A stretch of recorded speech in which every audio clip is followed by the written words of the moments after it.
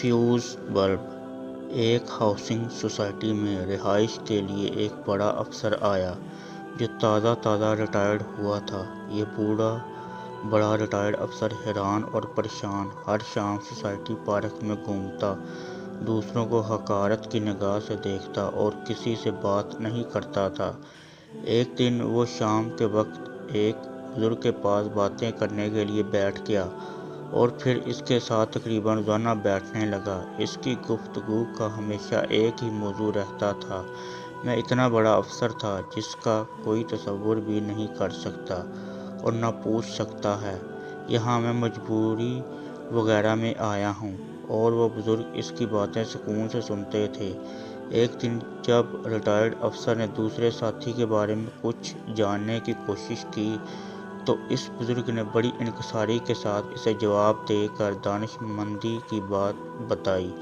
इसने वाज़ह की, रिटायरमेंट के बाद हम सब फ्यूज़ बल्ब की तरह हो जाते हैं। इसकी अब कोई अहमियत नहीं रहती कि ये बल्ब कितने वोल्टेज का था, कितनी रोशनी और चमक देता था। फ्यूज़ होने के बाद इस बात से कोई फ़र्क नहीं पड़ता।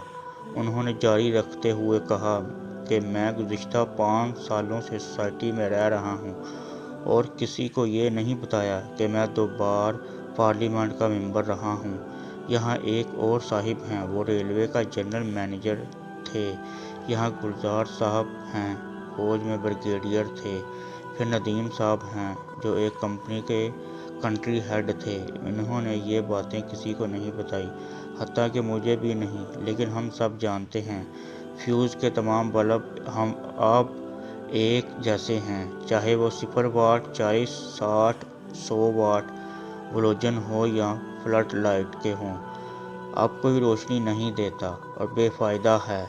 और हाँ, इस बात की आपको जिस दिन समझ आ जाएगी, आप मुआशरे में सुकून ज़िंदगी गुजार सकेंगे। हमारे यहाँ तुलू और ग़ुरूब आफ्ताब को यकसा एहतराम दिया जाता है, लेकिन असल ज़िंदगी में हम जो तुलूए आफ्ताब की कदर ज़्यादा करते हैं। जितनी जल्दी हम इसको समझेंगे, इतनी ही जल्दी हमारी ज़िंदगी आसान हो जाएगी।